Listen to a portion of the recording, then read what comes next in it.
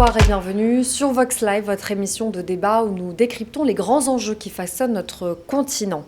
Ce soir, nous abordons un sujet crucial, la guerre au Soudan, un conflit interminable et qui dépasse les frontières de ce pays pour déstabiliser toute une région. Depuis avril 2023, le Soudan est le théâtre d'affrontements sanglants entre deux factions rivales. D'un côté, l'armée régulière et de l'autre, les forces de soutien rapide qu'on appelle RSF. Ce conflit né de rivalité entre généraux pour le contrôle du pouvoir a plongé le pays dans une crise humanitaire sans précédent avec des milliers de morts et près de 14 millions de déplacés. Mais ce drame soulève des questions plus larges. Qui porte la responsabilité de cette guerre? Les acteurs régionaux en font-ils assez pour établir la paix? Le Soudan est-il le symbole d'un échec collectif ou la preuve que l'Afrique doit repenser ses mécanismes de gestion des conflits? Des questions auxquelles nous allons tenter de répondre ce soir. Et pour cela, je suis entourée de Makaila Ngebla. Oui. Merci d'être avec nous ce soir. Vous êtes journaliste et vous êtes également ancien conseiller aux droits humains du président Mohamed Déby. Bonsoir Soukena, merci beaucoup, c'est un plaisir de vous retrouver à ces plateaux. Armand Mouedi, bonsoir, merci d'être avec nous sur le plateau. Bonsoir Soukena, c'est toujours un privilège d'être à vos côtés. Alors, vous êtes vice-président au sein du Parti de l'Unité de la Régénération au Gabon. Exactement. C'est tout à fait ça. Pour comprendre un petit peu ce conflit, on va revenir sur les bases historiques. On l'a évoqué, c'est une rivalité entre deux camps. Est-ce que, dans un premier temps, Makaila, vous pourriez nous expliquer les facteurs historiques et politiques qui ont conduit à cette guerre? Alors, le facteur historique et politique qui ont conduit à cette guerre, c'est que vous savez très bien que M. Hemeti, général Hemeti, qui a été vice-président vice-président effectivement du régime soudanais, a été par le passé le chef de ce qu'on appelle la milice Janjaweed. C'est une milice qui était en fait aux côtés de l'armée régulière et qui combattait contre effectivement les insurgés du Darfour. Le Darfour, c'est une frontière large, pratiquement large et grande, un territoire large et grand et qui était à cheval jusqu'au Tchad. Et que la particularité de cette région, c'est que les mêmes communautés qui se trouvent au Tchad se trouvent également au Soudan. Donc vous avez les Arabes au Tchad, vous avez également les Arabes au Soudan, vous avez les Arabes au Tchad, vous avez les Arabes au Soudan et d'autres communautés ainsi de suite. Et donc du coup, M. Hemeti, qui était déjà à l'époque aux côtés de l'armée régulière, fait partie des gens qui ont renversé Omar Hassan al-Béchir. Et donc du coup, ce qui lui a placé comme le numéro 2 du pouvoir à Khartoum. Subitement, il y a une rivalité qui était née entre Hemeti et El Burhan, qui est le président de la transition. Et cette rivalité a fait en sorte que Hemeti, qui est fort de presque des milliers d'hommes, il avait des hommes qui ont combattu au Darfour et qui ont également combattu au Yémen. Et donc, grâce à ces hommes-là, il s'est croyé à un moment donné capable de renverser le pouvoir central de Khartoum. Pourquoi? Parce qu'en fait, le groupe ethnique auquel appartient Hemeti pense que, au même titre que d'autres communautés de Darfour, pense qu'effectivement le pouvoir est géré un peu par les gens de l'extrême nord, des gens issus de la communauté de Omar Hassan al-Béchir. Et donc ce combat qui est né depuis avril, vous l'avez dit, depuis avril 2022, bientôt 19 fait aujourd'hui des milliers d'hommes. Ce que Hemeti a pu contrôler pratiquement, d'abord il a pu contrôler Khartoum, par la suite il a essayé de contrôler presque le 2/3 du territoire. Et donc, El Burhan et ses troupes se sont repliés effectivement à Soudan, dans lequel ils organisaient effectivement la résistance contre. Sauf que l'autre élément qui complexifie la donne, c'est que le pouvoir central qui avait comme opposant à l'époque Mini Arko Minawi, qui est soudanais, et Djibril Khalil, qui est le frère d'Ibrahim Khalil, qui était décédé, qui est le dirigeant en fait, d'un groupe rebelle qui s'appelle le MGE, se sont coalisés, mais se sont mis du côté effectivement du pouvoir central de Burhan de faire face à Hemeti, faire face au général Hemeti. Et donc le combat a pris une importance, une dimension telle que ça fait de nombreux déplacés de guerre jetés entre l'Érythrée, le Tchad, l'Égypte également. Et donc ce conflit qui a émis un peu un certain temps la communauté internationale aujourd'hui, c'est un conflit qui s'est enlisé. Parce que le combat a plus d'intensité dans la région. Un gouverneur de la région de l'autre du Darfour Khamis a été assassiné. Et donc aujourd'hui, il y a une interférence sous-régionale, notamment du Tchad, qui est aussi accusé de vouloir fournir effectivement des armes aux groupes rebelles, aux insurgés de Hemeti, mais également les Émirats arabes unis qui sont pointés du doigt selon plusieurs rapports qui sont publiés un peu partout. Aujourd'hui, le Soudan porte plainte devant la Commission africaine des droits de l'homme contre le Tchad pour ingérence. Donc le conflit a pris une dimension à la fois politique, ethnique, tribale, etc. Mais et vous l'avez dit, qui dépasse les frontières du Soudan. Armand Mouedi, il y a le groupe de défense des droits de l'homme Human Rights Watch qui a appelé lundi justement à la mise en place d'une force internationale pour protéger les civils au Soudan. On rappelle que le pays est plongé depuis 19 mois dans le conflit. On l'a dit, aujourd'hui le Soudan se retrouve enlisé dans cette crise. Est-ce que finalement on n'a pas besoin de faire appel à une force internationale pour la protection des civils? Je pense que dans cette situation catastrophique, faut le dire, le Soudan a besoin effectivement d'avoir une force internationale pour les aider à réguler en fait ces situations de tension. Après, j'avoue que quand on regarde à la lumière de ce qui se passe à l'heure actuelle, il y a d'une part en fait les intérêts géopolitiques de certains groupes et de certaines puissances extérieures.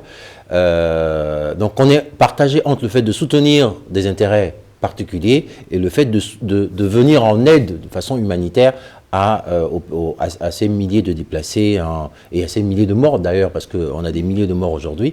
Donc je pense qu'il y a vraiment cette question qui est fondamentale à recevoir l'aide internationale, mais également de regarder l'aspect géopolitique, parce qu'il y a vraiment cet aspect géopolitique qui joue dans cette catastrophe humanitaire.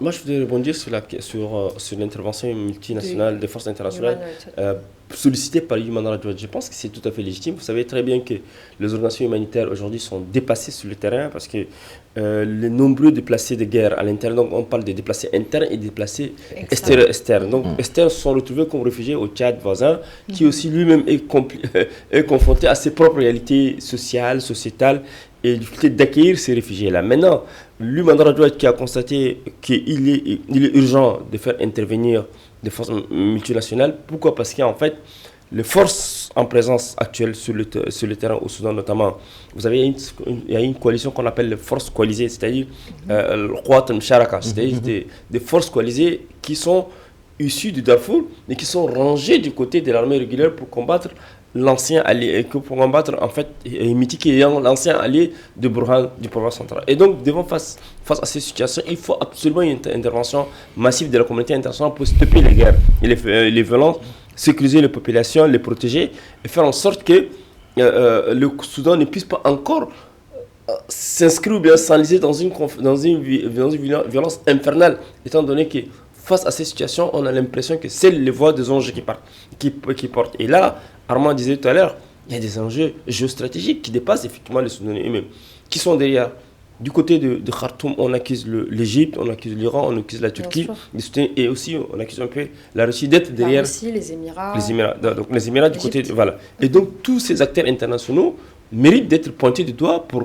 Est-ce qu'ils exacerbent aujourd'hui ces tensions existantes, ces acteurs qu'on évoque à l'instant? Mais ils sont totalement responsables d'exacerbation de ces conflits et d'intensification des violences armées dans l'indifférence effectivement des populations locales qui, elles, aujourd'hui, sont prises en otage dans des zones de conflits extrêmement graves, mais également du manque, ce qu'on appelle une inaction de la communauté internationale sur le volet humanitaire. Donc il est temps que l'appel lancé par l'ONG Human Rights Watch soit écouté, entendu au plus haut niveau, du côté de Genève, où se trouve le Haut Commissariat des droits de l'homme de l'ONU, du côté également de New York, où se trouve effectivement le Conseil de sécurité de l'ONU. Il faut qu'on se prononce sur la situation pour éviter les drames humains.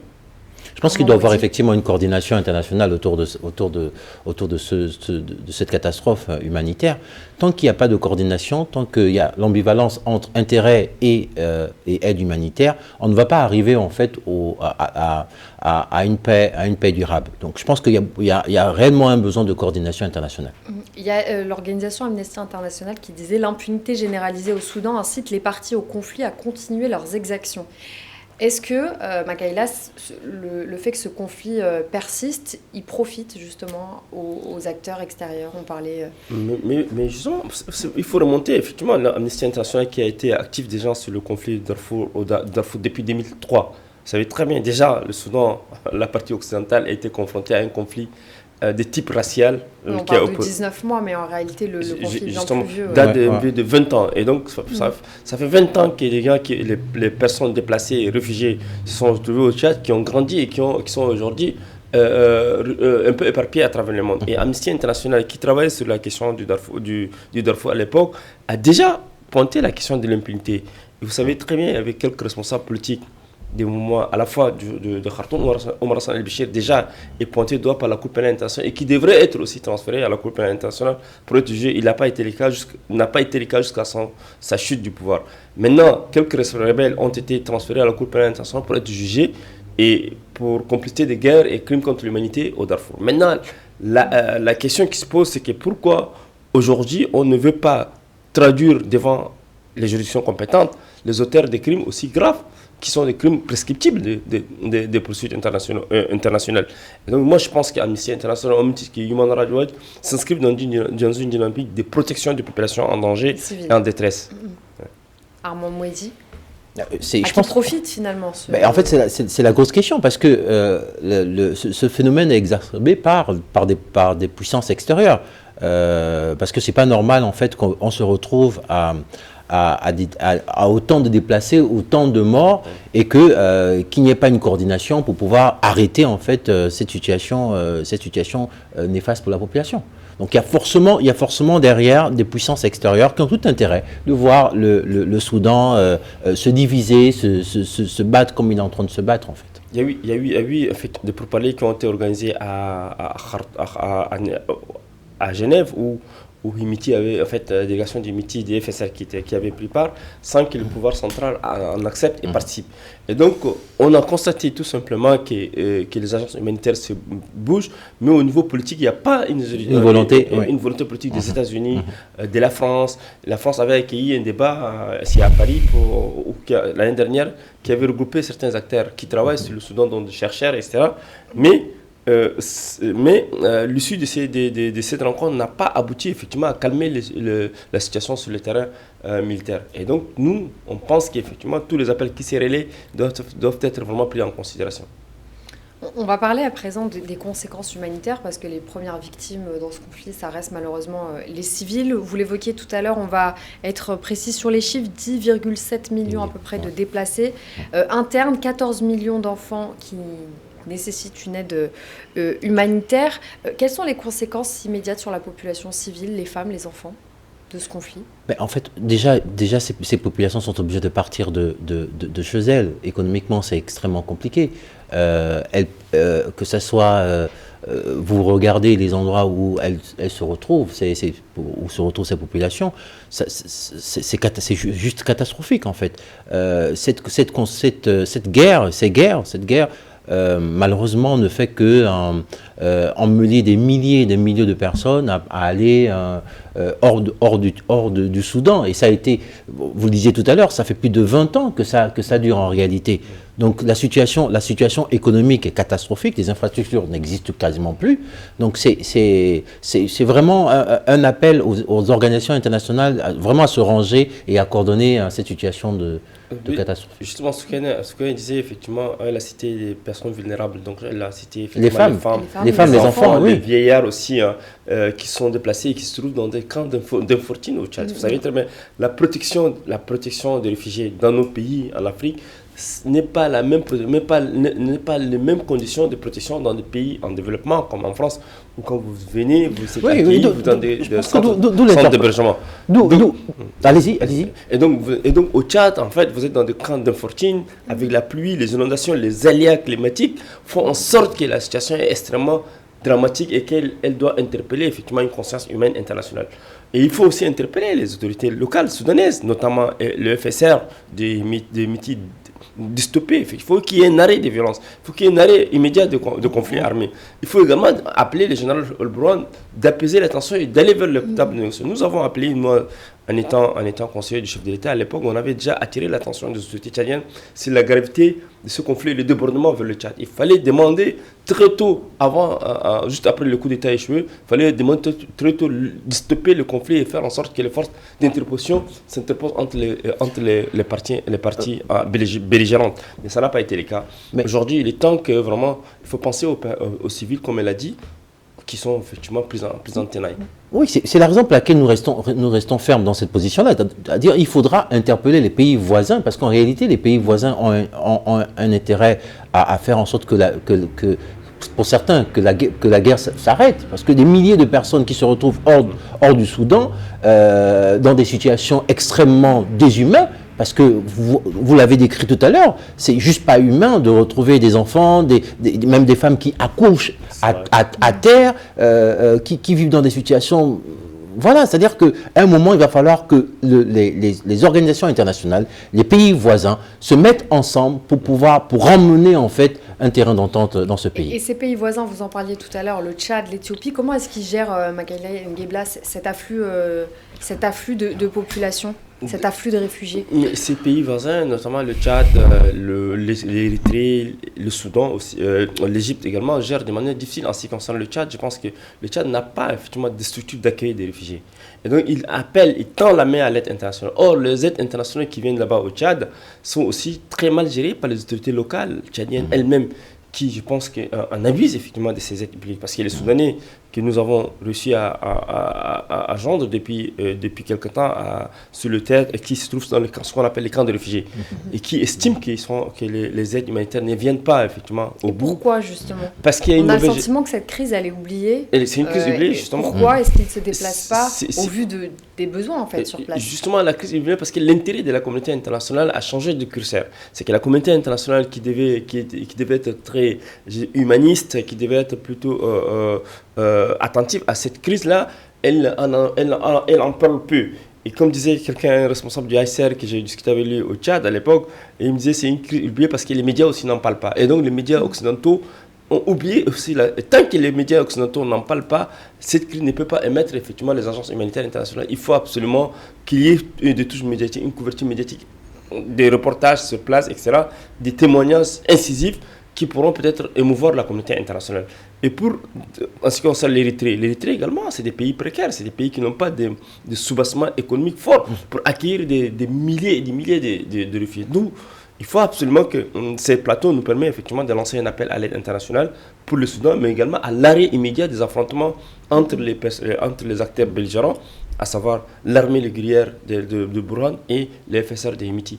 Toujours est-il que ces hommes, comme vous l'avez dit, ils se battent pour des intérêts personnels, crypto-personnels, mais il faut aussi penser effectivement à la stabilité du pays. Et ça met aussi en exergue l'échec de la division du Soudan. Vous savez, le Soudan a été divisé en deux. Une partie était le Soudan du Sud, qui est parti, mais qui aujourd'hui, à un moment donné, il y a 4 ans, il y avait un conflit interne. Et donc, ça montre une fois de plus, et ça nous fait questionner sur la difficulté de créer une nation africaine capable où les gens peuvent s'accepter dans leurs différences culturelles, ethniques, confessionnelles, etc.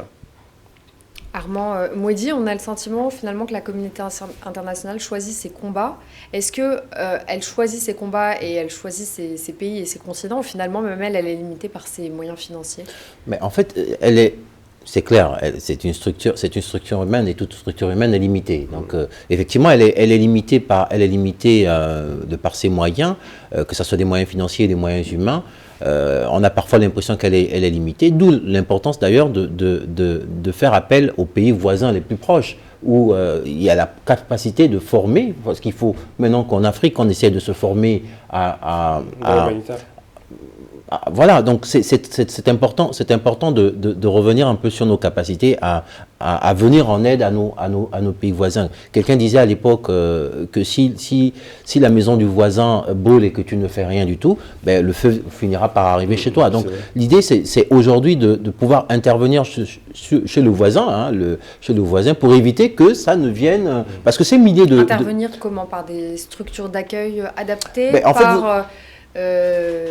vous avez des structures d'accueil, vous avez des structures... La résolution du conflit. Vous avez des structures d'accueil, vous avez la résolution du conflit, parce que je pense qu'avant d'arriver aux structures d'accueil, parce que bon, tout à l'heure on disait qu'il y a il y a certains pays voisins qui n'ont pas la capacité de recevoir autant de personnes. Donc là, il est important donc de mettre en place une stratégie de résolution de conflits. Mais le problème sur le terrain, ce qu'on remarque sur le terrain, c'est que ça oscille entre le fait de venir en aide aux populations et sur des intérêts géopolitiques. C'est beaucoup plus en fait le point qu'on remarque plus quand on est sur le terrain. Il y a trop d'intérêts, et ces intérêts en fait ont deux fois pour raison de laisser les choses se faire en l'état. Mais moi, je voudrais ajouter aussi, il faut mettre, en fait, si les pays voisins, le rôle des pays voisins, certainement, c'est aussi d'accueillir et d'étouffer le feu, mais aussi de jouer ce rôle de plaidoyer au niveau international. Mais j'interpelle l'Union africaine, j'interpelle la Ligue arabe, à laquelle j'interpelle l'OCI, l'organisation du comité de la conférence islamique. Vous savez très bien, le Soudan, c'est un pays qui est à la fois négro-africain et également et arabo-musulman. Et donc, ces pays négro-africains, arabo-musulmans, avec multitude ethnique peut jouir effectivement de la protection de l'Union africaine, peut également jouir de la protection ou bien de l'aide de la Ligue arabe et de manière élargie de ce qu'on appelle l'organisation de la conférence islamique qui s'est réunie récemment en Arabie Saoudite. Il faut que dans des rencontres internationales, que la question soudanaise soit présentée comme question prioritaire et dans l'agenda international.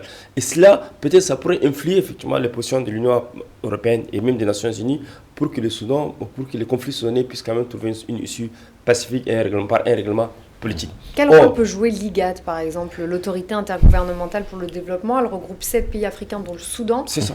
Qu'est-ce qu'elle fait? Ils avaient organisé 2-3 pourparlers à Nairobi, mais qui par la suite n'ont pas abouti à des actes concrets. Et ce qui fait que Nairobi aussi accueille plusieurs. Vous savez très bien que la famille du gouverneur qui a été assassiné au Darfour est réfugiée actuellement à Nairobi. Et donc du coup, moi je pense que ces organisations sous-régionales qui ont la lourde responsabilité d'aider le Soudan à pacifier le conflit, on a l'impression qu'aujourd'hui, font preuve d'indifférence et d'insouciance par rapport à ces conflits. Et ce que disait Armand est évident. Si jamais ces pays voisins ne s'investissent pas pour la stabilité du Soudan, le fait d'accueillir même des réfugiés créerait des conflits internes, parce qu'en fait, quand des réfugiés viennent dans un pays, il y a effectivement ce qu'on appelle l'antagonisme culturel entre les pays les pays accueillants, donc le pays hôte, et les réfugiés qui sont venus dans ces pays. Et donc, pour éviter cela, il faut absolument que le Tchad, l'Érythrée, l'Égypte prennent leurs bâtons de pèlerin pour convaincre effectivement les instances internationales à venir au chevet du Soudan. Armand Mouidi. Oui, je pense que la lecture, elle est parfaite. Tant qu'on n'arrive pas à toucher sur le point le plus central, tout ce qu'on dira derrière, c'est juste regarder des morts, assister en fait à des situations extrêmes. L'idée aujourd'hui, c'est de se dire qu'est-ce qu'il faut faire. Quelle est la stratégie véritable à mettre en place? Essayer de bloquer les intérêts partisans, parce que malheureusement, ce qui continue à garder le Soudan dans cet état-là, et je le dis et je ne fais que le répéter, c'est des intérêts partisans, c'est des intérêts extérieurs en fait, qui pour eux, le fait de maintenir en l'état la situation du Soudan est profitable en fait pour leurs économies. Donc je pense qu'il faudra quand même regarder l'aspect humanitaire de cette situation, interpeller les organisations internationales pour venir intervenir et non pas accueillir toute la misère dans des pays où la situation économique n'est déjà pas très reluisante. Je pense que je partage un peu l'analyse qu'a faite Armand, parce qu'il faut absolument ce qu'on appelle une implication massive de la communauté internationale pour stopper le conflit au Soudan, qui prend une ampleur extrêmement inquiétante. Nous qui suivons de près que faisons ce qu'on appelle un monitoring médiatique à travers ce qui se passe sur les réseaux sociaux. On voit des images choquantes qui sont partagées, malheureusement, des crimes de masse, et qui doivent relever des poursuites judiciaires internationales. Et donc il faut aussi... Quel constat vous dressez, vous qui travaillez de près sur le sujet, ces derniers mois, on parle encore une fois de 19 mois, c'est ça. Comment la situation a évolué sur le terrain? La situation a évolué de façon négative et néfaste, à la fois pour les militaires et même les acteurs sur le terrain qui se battent, mais également pour les populations. Donc nous dressons un bilan catastrophique, un plan mitigé, un bilan désespérant aussi, parce que au regard de ce qui se passe, ça a mobilisé beaucoup de moyens humains, c'est-à-dire des ressources humaines. Des jeunes ont été recrutés, des jeunes issus de part ou d'autre, parce qu'en fait le conflit est un conflit racialisé, parce qu'il y avait des communautés qui partent puiser des jeunes issus des communautés pour venir se battre sur le terrain, alors qu'il ne fallait pas, parce que le Soudan, le facteur commun ou bien le soubassement commun, c'est aussi la religion qui est l'islam, et qui devait unifier les Soudanais sans qu'ils s'opposent. Or, on a assisté aujourd'hui, depuis un certain temps, à des discours de haine, de part et d'autre sur les réseaux sociaux. Il fallait stopper immédiatement ces discours de haine interculturel, interracial, et il faut positionner le problème comme un problème politique et trouver une solution politique. Seule la solution politique pourrait quand même ramener à des meilleurs sentiments les belligérants, et il faut absolument qu'il y ait une pression forte. C'est aussi fait sur les acteurs, les principaux acteurs du conflit au Soudan, notamment le général Burhan et le général Hemeti, qui sont eux à l'origine de l'éclatement du conflit et qui n'ont pas pesé les conséquences dans la sous-région. Et donc il faut que la communauté internationale élève la voix. Et on va revenir sur le poids justement de cette communauté internationale et des solutions africaines locales. On revient dans un court instant après cette pause. Restez avec nous sur Vox Live. Merci d'être toujours avec nous sur le plateau de Vox Live et le débat se poursuit. Je voudrais vous citer une autre organisation non gouvernementale, Human Rights Watch, qui a déclaré lundi 11 novembre que les forces de soutien rapide avaient tué, blessé et détenu illégalement des dizaines de civils, violé des femmes et des jeunes filles dans la province de Jezira. Et l'organisation a exhorté le Royaume-Uni justement à profiter de son rôle de président du Conseil de sécurité des Nations Unies ce mois-ci pour faire pression sur l'ONU pour qu'elle déploie une mission de protection des civils au Soudan. Makaïla. Moi, je pense que le Royaume-Uni est lié. Vous savez, le Soudan a été un des pays qui a eu comme puissance coloniale l'Angleterre, la Grande-Bretagne. Et donc aujourd'hui, le fait que Human Rights Watch Index ou bien pointe du doigt. Qu'est-ce que ça traduit? Ça traduit effectivement que la Grande-Bretagne doit prendre sa responsabilité historique sur le Soudan et peser de tout son poids au niveau des instances internationales pour que l'ONU bouge sur la question soudanaise et que la protection des civils, qui est une des revendications centrales pour les organisations humanitaires en général, et dont Human Rights Watch qui défend les droits de l'homme, c'est la seule voie de l'une des organisations qui est la plus active aujourd'hui dans le monde. Quel rôle joue justement l'Angleterre qui a été l'ancienne puissance coloniale? Quel rôle cette ancienne puissance elle joue justement dans la fragmentation du Soudan d'aujourd'hui? Justement, l'Angleterre a une responsabilité historique parce qu'elle avait au début, au lieu de créer une nation soudanaise, elle a donné le pouvoir en fait, à un régime central de Khartoum qui est aujourd'hui accusé par le groupe du Darfour, qui est composé essentiellement de composantes négro-africaines, et qui accuse le pouvoir central d'exclusion des masses, du manque de ne pas vouloir décentraliser effectivement l'administration dans ces régions-là, et qui est à l'origine depuis une trentaine d'années d'insurrection et des revendications irrédentistes, c'est-à-dire des revendications visant à avoir une autonomie locale de gestion au Soudan. Et donc le Royaume-Uni a une responsabilité historique dans le partage et dans même l'accord de l'indépendance au Soudan. Et Human Rights Watch, en visant la Grande-Bretagne, parce que si le Soudan était un pays de colonie française, on aurait indexé la France. Et ça, je pense que c'est stratégique en termes de communication, ça peut passer. Le fait d'indexer la Grande-Bretagne qui a effectivement sa voix, dont la voix porte au niveau des instances internationales, pourrait peut-être galvaniser effectivement la communauté internationale à prendre à bras le corps la question de protection des civils, parce que c'est ça qui c'est surtout ça, c'est ça qui est l'objet de ce communiqué ou de cette déclaration depuis New York, je pense, c'est Human Rights. Donc voilà, depuis New York. Et donc nous pensons formellement que cet appel doit être aussi suivi par des pays comme respectueux des droits humains, comme la France, comme les États-Unis, qui ne doivent pas se murer, si je peux me permettre, ou bien s'enfermer dans une logique autiste, mais de rompre cette logique autiste pour appeler à l'aide humanitaire et surtout à l'assistance internationale.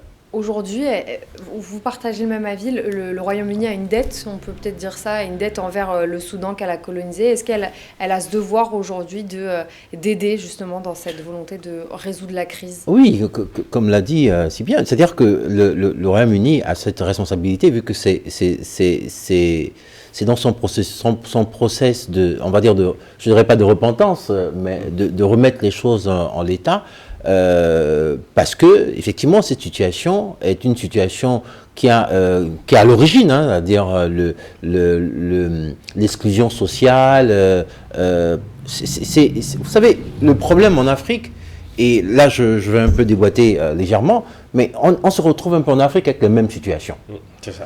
Les mêmes situations où on place 20 personnes à la tête d'un système qui compte 100 riches et 80 autres personnes qui attendent tranquillement que le bout de pain tombe. À un moment, le bout de pain ne tombant plus, ben, les autres se rebellent. Et la situation aujourd'hui, cette situation, c'est interpeller ceux qui l'ont mis, de réagir et de faire en sorte que la paix revienne. Parce qu'il y a tellement de morts qu'on ne peut pas se permettre de ne rien dire.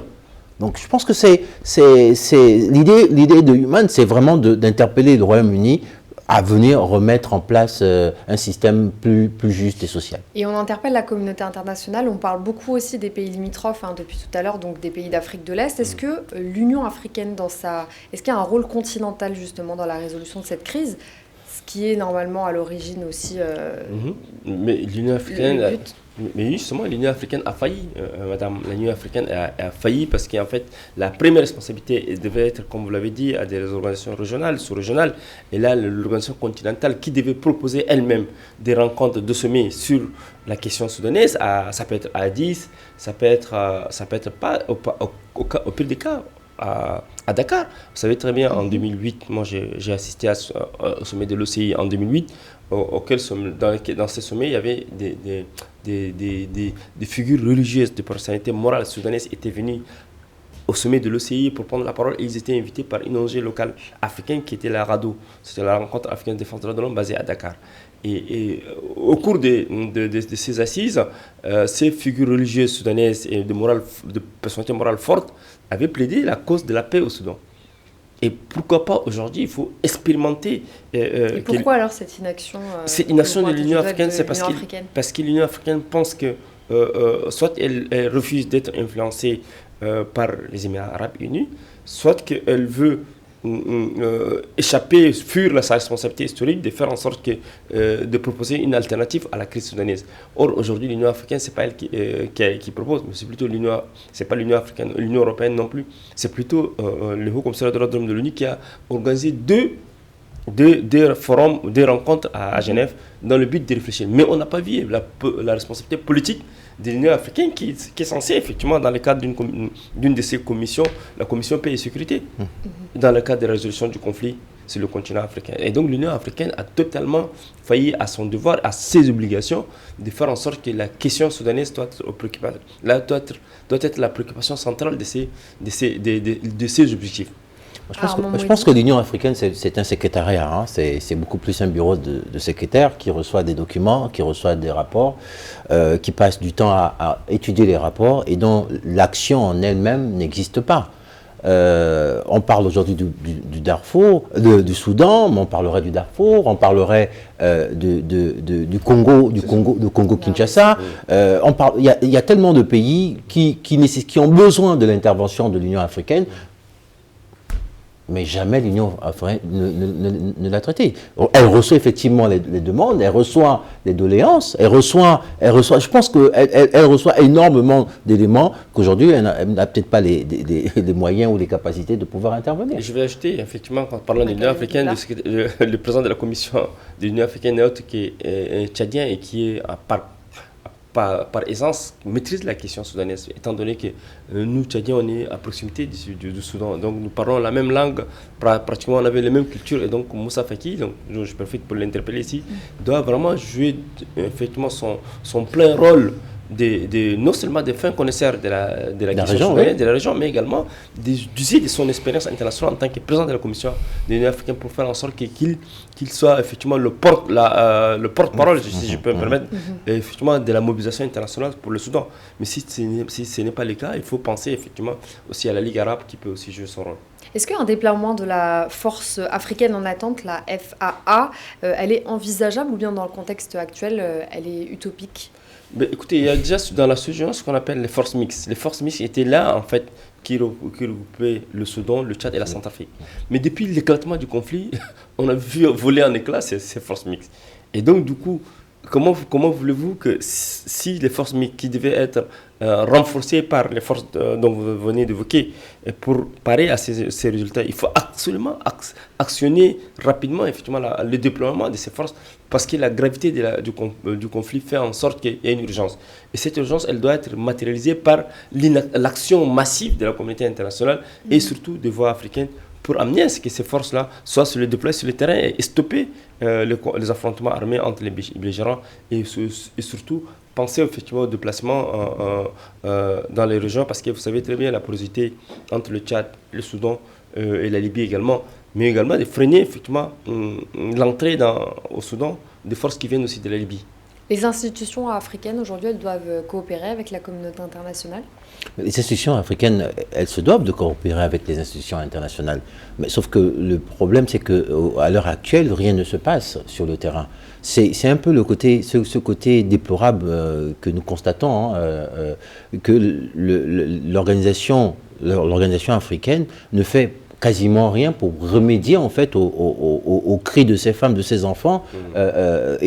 C'est juste pas possible. C'est la raison pour laquelle aujourd'hui on considère que ces organisations sont beaucoup plus des coquilles vides qu'autre chose. Les armées, les fameuses armées qu'ils prétendent avoir ne font absolument rien en fait. Et alors qu'aujourd'hui on devait être à un autre niveau de la résolution du conflit. Et maintenant, vous dites, si on fait effectivement une cartographie un peu de zones de conflit dans notre continent, vous avez la RDC, qui a une dimension aussi inquiétante. Il y avait un conflit de type 30 ans, voilà. Du pays. Et donc, d'où l'implication du Rwanda, etc., et dont la communauté internationale reste passive. Vous avez aujourd'hui le Soudan. C'est sûr que vous aurez d'autres conflits. Vous avez la Libye, qui n'a pas encore dit son dernier mot. Et donc, du coup, nous pensons que la faillite de nos institutions fait en sorte que les populations africaines n'y croient plus en elles. Et même si les questions de démocratie, l'Union africaine n'a jamais trouvé, même les résolutions de l'Union africaine n'ont jamais été matérialisées sur le fait par des sanctions dures à l'égard des régimes ou bien des pouvoirs qui sont décriés par les populations. Non, moi je pense que les populations africaines comprennent bien que l'Union africaine n'existe pas. C'est un secrétariat qui ne sert quasiment à rien du tout. Parce qu'en réalité, si pour tous les deniers publics on met à disposition et les fonds internationaux qu'on met à disposition de ces organisations, voir que derrière, il n'y a rien qui se passe, que ça soit en démocratie, que ça soit dans les conflits armés, il n'y a aucune résolution. Il n'y a rien qui sort de ces institutions. Donc aujourd'hui, que les populations ne rêvent pas de ces organisations, elles ne servent à rien. C'est la raison pour laquelle Human Rights Watch se permet d'interpeller le Royaume-Uni. Parce que simplement, de l'autre côté, il n'y a aucune consonance. Il n'y a rien qui sort dans le sens de résoudre des conflits. Mais madame, prenons même le cas de la Covid-19, Covid, c'est ça, non? Oui, c'est ça, Covid-19 qui avait éclaté en 2020, dont l'Union africaine a dû se retrouver effectivement défaillante complètement à tous les niveaux. Il a fallu l'aide internationale, il a fallu tendre la main encore de nouveau aux partenaires dont l'OMS, l'Organisation mondiale de la santé, et aux partenaires européens pour assister.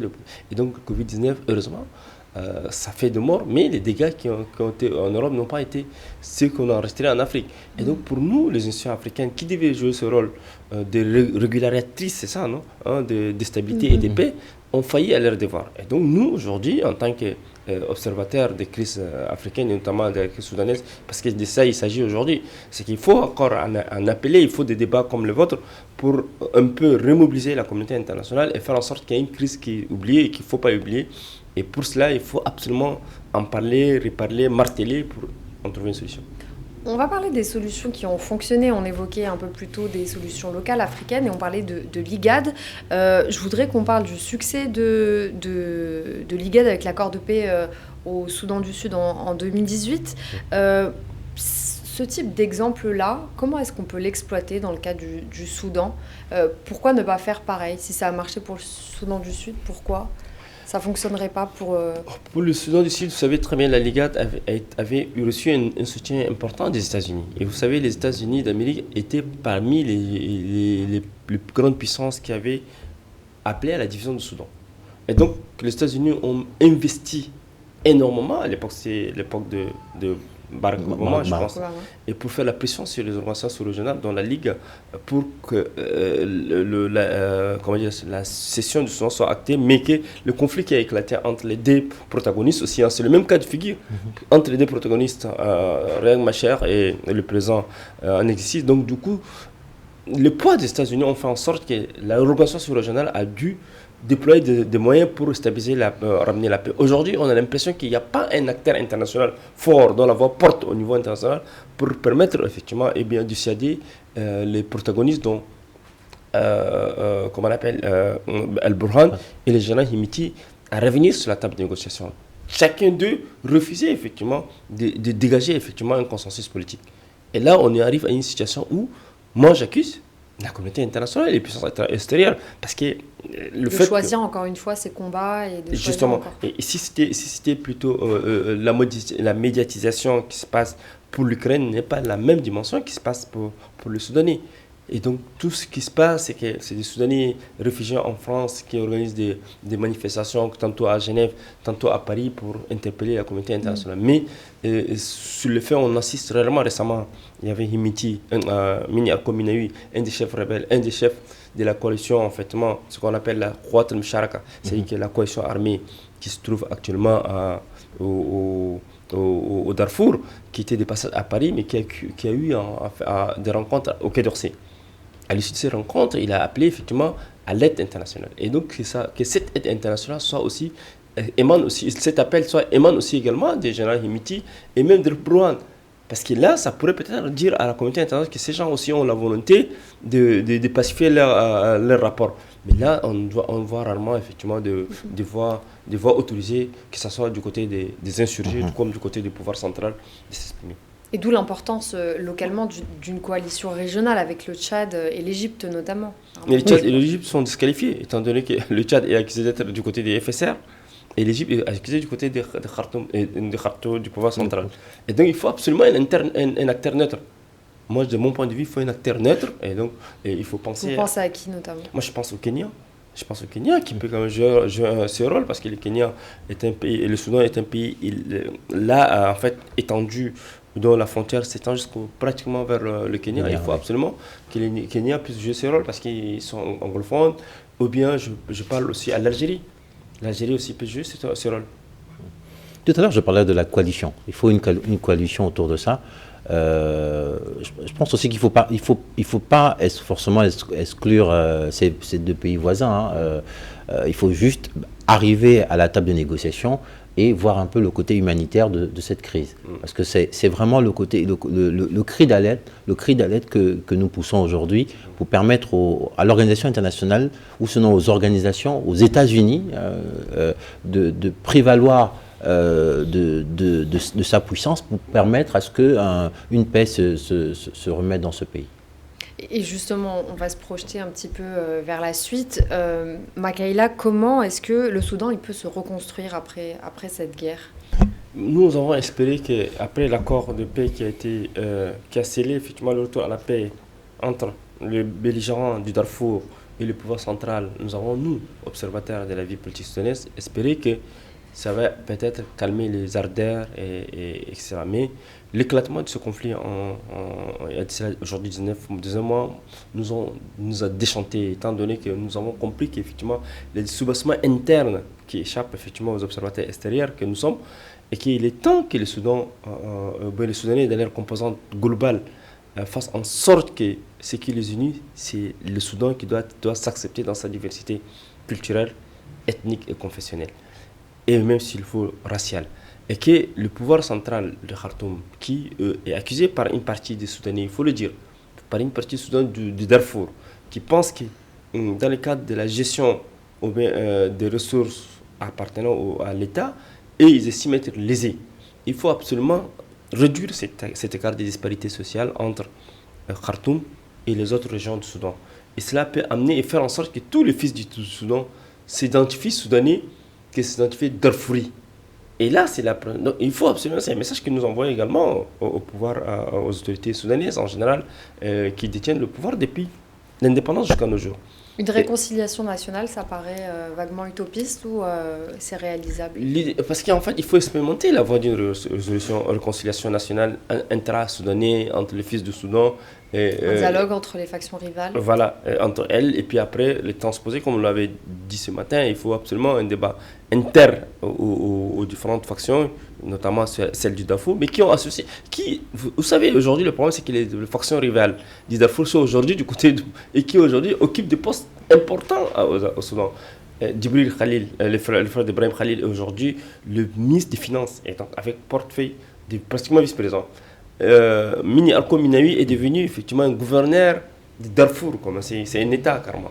Et donc ils ont été associés à la gestion de la chose publique. Maintenant, c'est qu'il y a un acteur qui disparaît, c'est ce général Himiti qui sort du cadre et qui pense qu'il fallait renverser le pouvoir et que lui, il est aujourd'hui capable de renverser. Donc du coup, ça a chamboulé complètement la donne et la lecture de la communauté internationale. Les alliés d'hier, les adversaires d'hier sont devenus les alliés d'aujourd'hui. L'allié d'hier était devenu l'adversaire Donc du coup, on s'est retrouvé dans ce qu'on appelle un sac de nœuds auquel personne ne peut défaire si seulement si les uns et les autres ne fassent pas un examen plus minutieux de la crise soudanaise. Quel scénario vous envisagez, Armand Mouidi? Moi, le scénario, c'est la paix. Mais naturellement, la paix passe par une inclusion sociale.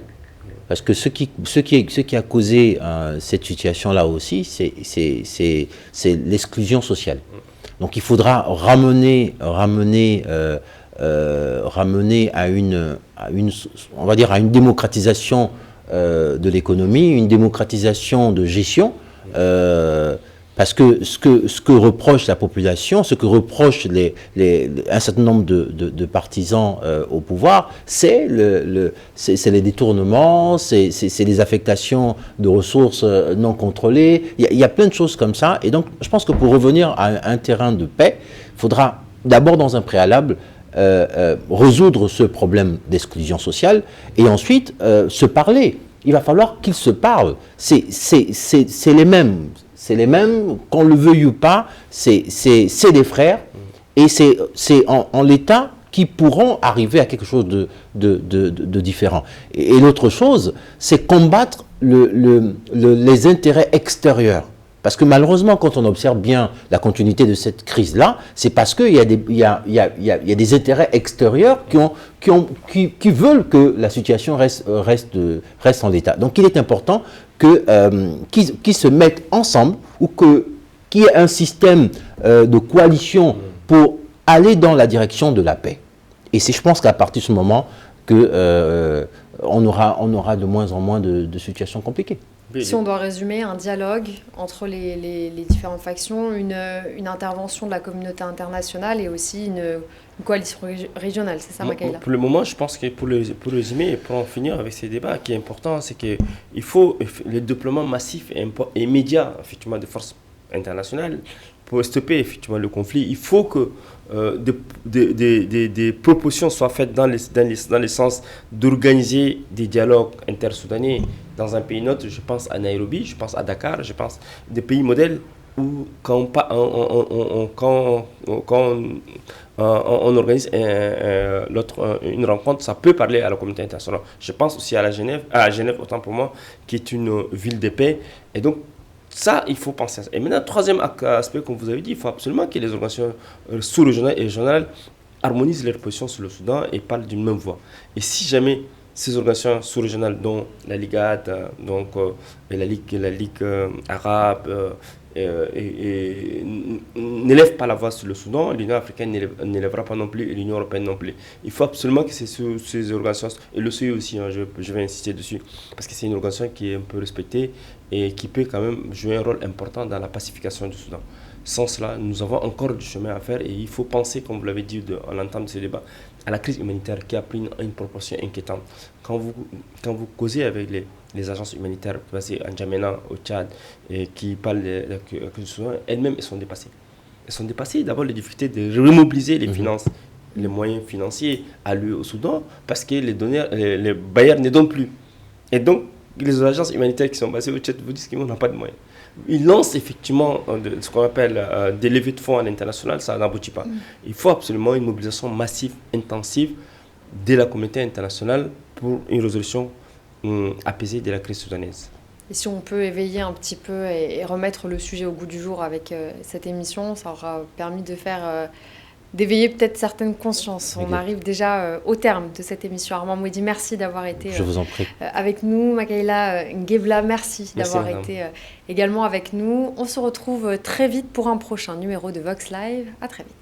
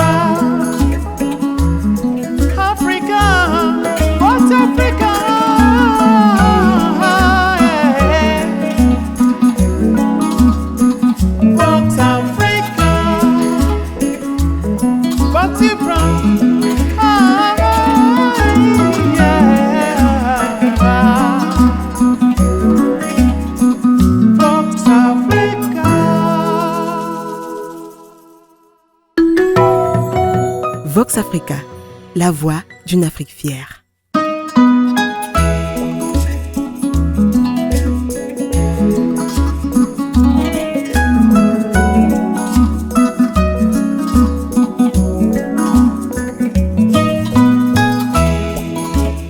Vox Africa,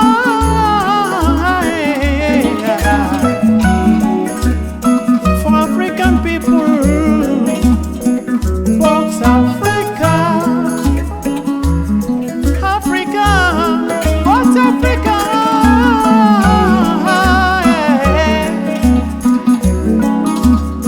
Vox Africa,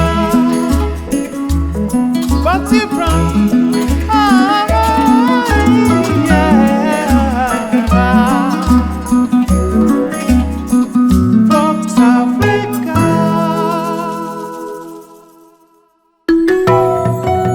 Vox Africa, la voix d'une Afrique fière.